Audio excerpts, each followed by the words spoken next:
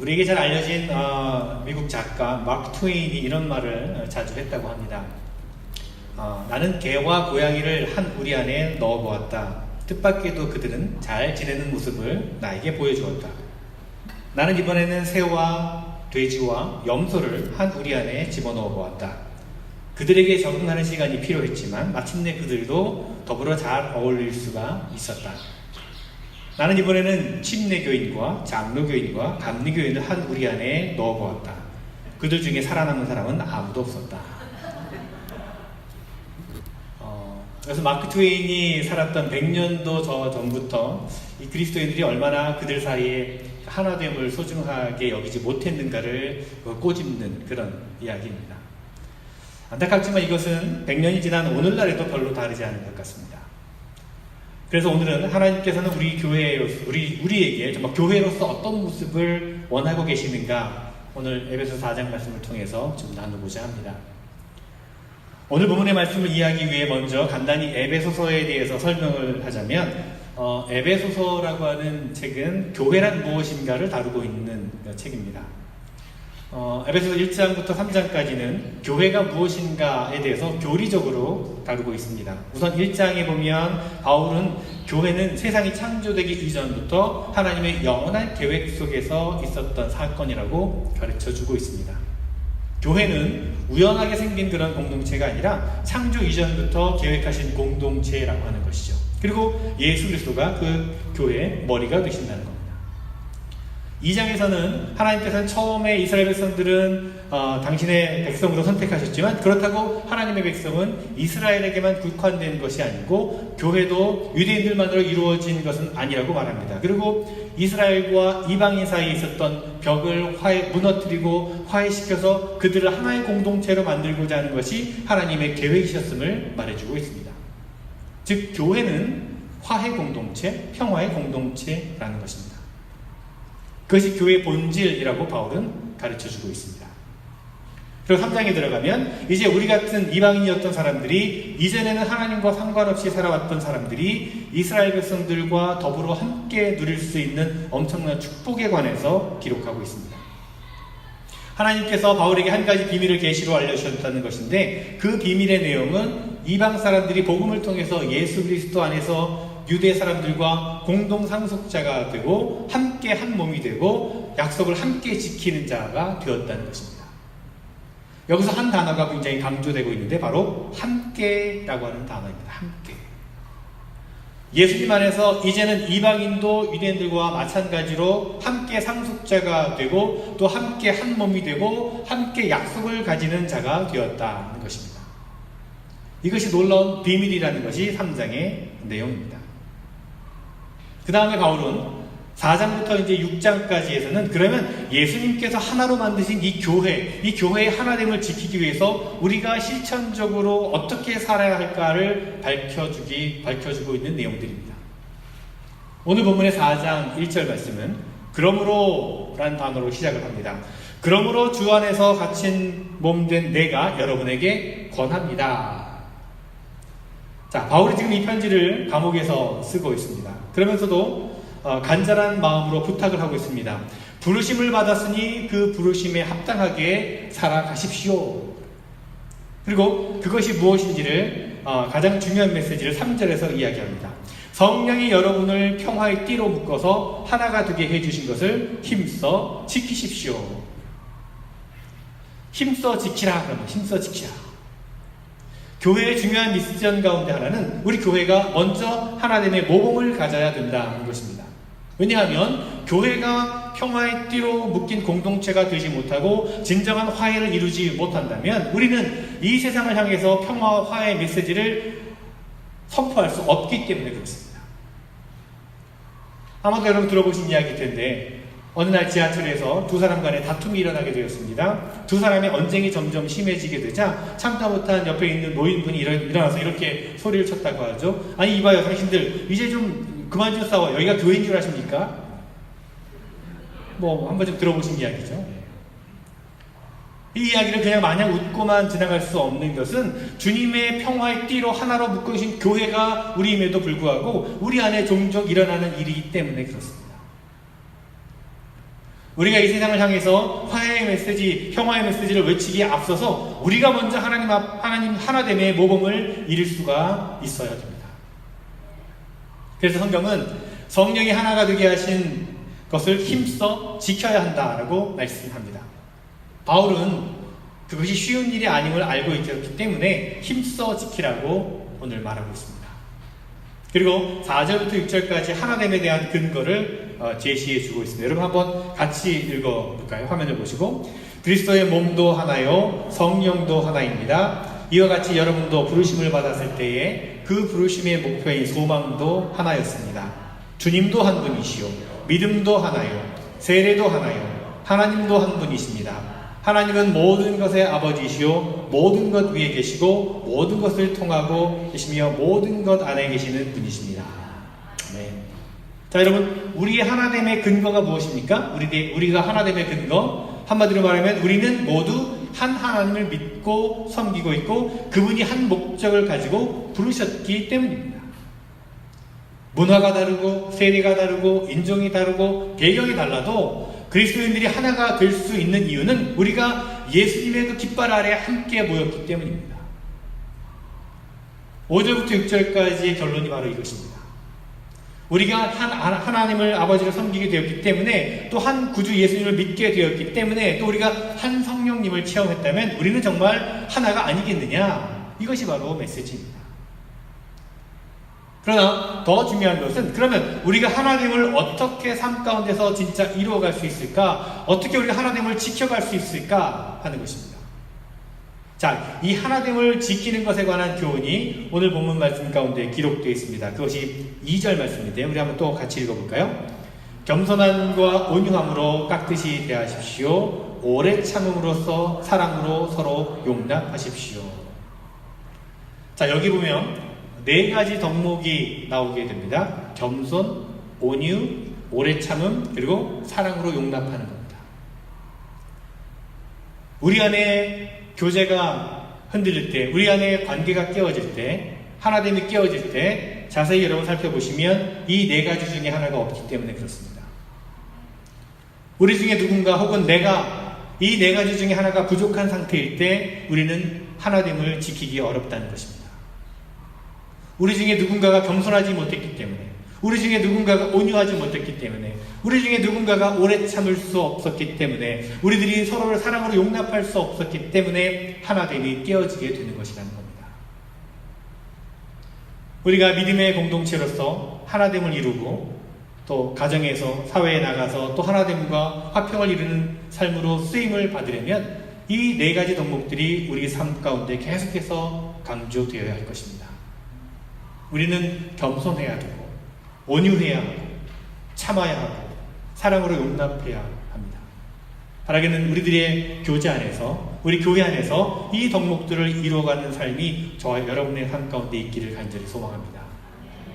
자, 첫 번째로 우리가 하나님을 지키기 위해 필요한 것은 겸손입니다. 자, 겸손의 반대말은 교만이죠. 성경은 교만이 하나됨을 멀리할 때 나타나는 특징이라고 말하고 있습니다. 성경에서 최초로 나타냈던 죄도 바로 이 교만의 죄입니다.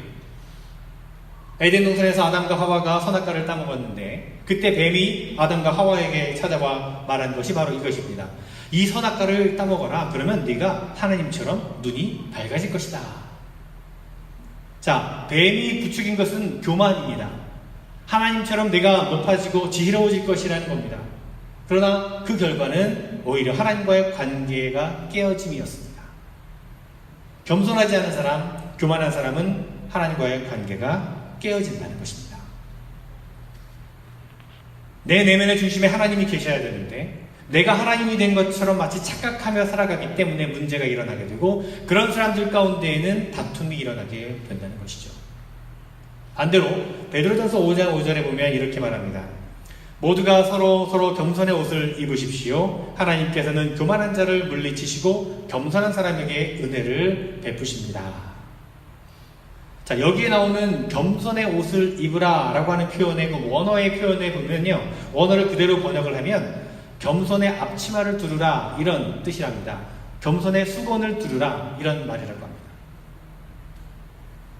마틴 로이드 존스 목사님이 이 부분을 설명하면서 베드로가 이 표현을 사용할 때 분명히 떠올랐던, 연상이 되었던 장면이 있을 것이라고 말하고 있는데요. 그것은 바로 요한복음 13장에 나오는 장면입니다. 예수께서 아프시던 자리에서 일어나서 겉옷을 벗고 수건을 가져다가 허리에 두르셨다. 그리고 대야에 물을 담아다가 제자들의 발을 씻기시고 그 두른 수건으로 닦아주셨다. 베드로에게 있어서 겸손을 떠올릴 때마다 항상 떠오르는 장면이 바로 허리를 숙여서 제자들의 발을 씻겨주시는 예수님의 모습이었을 것이라는 겁니다. 항상 겸손을 떠올릴 때마다 그 예수님의 모습을 떠올리니까 베드로에게는 겸손이 단지 추상적인 것이 아니었습니다. 제자들에게 예수님께서 허리를 숙여 발을 씻겨주신 그 행위, 그 모습이 바로 겸손이라는 것이죠.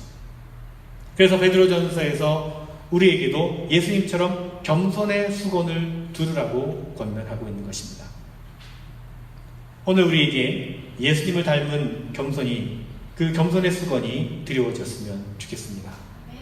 이 겸손은요, 우리 안에서 스스로 만들어낼 수 있는 성품이 아니라 하나님으로부터 주어지는 성품입니다. 그래서 우리가 예수님의 겸손을 닮아가기 위해서 날마다 하나님 앞에 겸손하게 무릎 꿇고 서로를 섬기는 그런 우리가 되어야 될 것입니다. 두 번째로 우리가 하나됨을 지키기 위해 필요한 것은 온유입니다. 온유함. 자, 우리가 온유라고 하는 단어를 생각할 때 뭔가 좀 연약하고 쉽게 넘어가주고 잘 참아주는 그런 사람을 연상하기가 쉽습니다. 하지만 성경에서 말하는 온유는 조금 다릅니다. 성경에서 말씀하고 있는 온유는 나약하거나 비굴한 그런 어떤 것이 아니라 내 안에 힘이 있고 정말 끓는 감정이 있는데 그 힘이 하나님에 의해서 통제되고 다스려지는 상태, 그것을 온유라고 얘기합니다. 온유라고 하는 말로 쓰여진 헬라어 단어 프라우테스라는 단어는요, 원래 길들여진 혹은 훈련된 동물을 가리킬 때 사용되는 단어입니다. 내 안에 힘과 능력이 있지만 잘 절제되고 있는 상태라는 거죠. 하나님에 의해 통제되고 다스려지고 있는 상태, 바로 그것이 온유라고 하는 것입니다. 온유함. 이런 온유한 사람들이 공동체 안에 많아질 때 우리는 화평을 지킬 수가 있습니다. 하나됨을 지킬 수가 있습니다. 왜냐하면 하나님의 뜻대로 따라가기 때문에 그렇습니다. 반대로 자기 통제를 잃어버리는 모습, 쉽게 자기 감정을 폭발시키는 그런 모습, 쉽게 분노하고 신경질을 내는 모습은 하나님에 의해서 다스려지는 상태가 아니라고 하는 거죠. 자, 이런 모습이 우리에게 있을 때, 온유함을 잃어버릴 때 교회의 하나됨은 어려워질 수밖에 없는 것입니다. 바라기는 여러분, 우리 모두가 온유했으면 좋겠습니다. 우리 모두가 하나님께 온유하다는 평을 받기를 원합니다. 우리가 가진 힘이 있다고 마음대로 휘두르지 않고 하나님에 의해 통제받기를 원합니다. 이 온유함 역시 우리 스스로 만들어낼 수 있는 성품은 아닙니다. 하나님께로부터 오는 성품입니다. 마태복음 11장에서 예수님께서 이렇게 말씀하시죠. 수고하고 무거운 짐진 자들아 모두 내게로 오너라. 내가 너희를 쉬게 하겠다. 나는 마음이 온유하고 겸손하니 내 멍에를 메고 나한테 배워라. 그리하면 너희는 마음의 쉼을 얻을 것이다. 내 멍에는 편하고 내 짐은 가볍다. 세상은 힘을 휘두르는 자가 행복하다는 그 힘의 논리를 이야기하지만 예수님은 말씀하십니다. 그렇지 않다.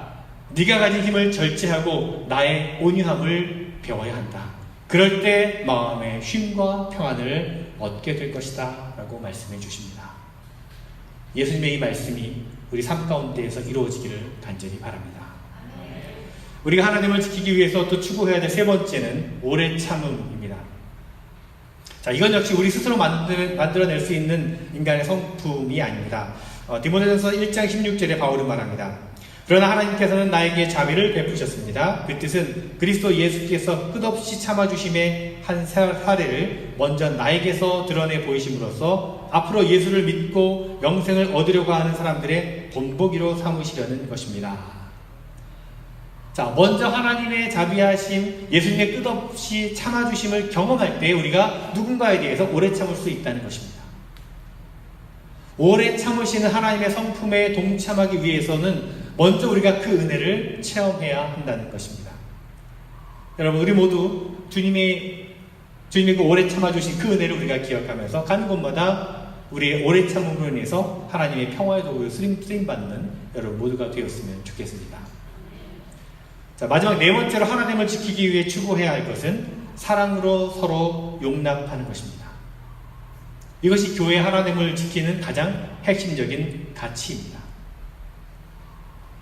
성경을 연구하는 학자들이 우리가 지금까지 이야기한 네 가지 덕목을 연구하면서 마지막 나머지 셋은 사랑을 실천하는 방법이고 사랑이 바로 그 본질이라고 이야기를 합니다. 그리고 이 네 가지는 따로따로 떨어진 덕목들이 아니라 이것이 연쇄적이고 단계적으로 이루어지는 덕목들이라고 이야기하고 있습니다. 왜냐하면 겸손한 사람이어야 그 다음에 온유할 수가 있고, 그리고 온유한 사람이어야 그 다음에 오래 참을 수가 있고, 그리고 오래 참을 수가 있는 사람이라야 사랑 가운데 용납할 수 있다는 겁니다. 이렇게 연속적으로 일어나는 것이어야 된다는 거죠. 그러면서 사랑으로 용납하게 되는 이 클라이맥스를 향해 나아간다는 것입니다. 그래서 이 사랑이 바로 하나됨의 가장 중요한 덕목이 된다는 것입니다. 사랑 가운데 용납하는 것, 사랑 가운데 용납함. 여기서 용납은 관대하게 여겨주는 것 그 이상의 의미로서 용서의 의미를 갖고 있습니다. 사랑한다면 용서하라는 겁니다. 용서하라는 것. 베드로전서 4장 8절에 보면 베드로 사도는 사랑은 허다한 죄를 덮어줍니다 라고 말합니다. 또 잠언 10장 12절 말씀에 보면 미움은 다툼을 일으키지만 사랑은 모든 허물을 덮어준다라고 말씀하고 있습니다. 공동체의 평화가 흔들릴 때, 우리 교회의 평화가 흔들릴 때, 우리 성도의 교제가 상처를 받을 때 보면 다른 사람의 허물과 약점을 드러내는 사람들의 모습을 우리가 발견하게 됩니다. 교회 안에서 서로 허물을 덮어주기보다는 드러내고 공격하는 모습이 많아질 때 그 공동체의 문화는 하나님의 문화가 아닌 정죄의 문화가 되고 맙니다. 여러분, 성경에서 말하는 문화, 기독교 문화는 정죄의 문화가 아니라 용서의 문화, 용납의 문화, 격려하고 세워주고 사랑하고 축복하는 문화입니다. 이 문화가 우리 올리브교회의 문화가 되었으면 좋겠습니다. 사랑하고 용서하며 용납하는 이 문화가 없이는 성령이 평화로 띠로 묶어준 하나님을 지키기가 어렵다는 것입니다. 서로 용납하고 격려하고 세워주고 용서하고 사랑하고 축복하는 그 모습이 우리 가정에 또 우리 교회 안에 있었으면 좋겠습니다. 이런 문화를 만들어가는 우리 성도들이 되었으면 좋겠습니다. 자, 그럼에도 불구하고 사랑으로 용납하고 싶지 않다는 마음이 우리 안에 들 수가 있을 것입니다. 이 사랑도 우리가 스스로 만들어낼 수 없는 만들어낼 수 있는 성품이 아니기 때문입니다. 그러면 어떻게 우리가 사랑할 수 있겠습니까? 우리가 가진 사랑으로는 되지 않습니다. 오늘 4절 말씀에서 말하는 사랑은 예수님이 십자가에서 직접 보여주시고 우리에게 베풀어 주신 희생적인 사랑, 바로 예수님의 사랑입니다.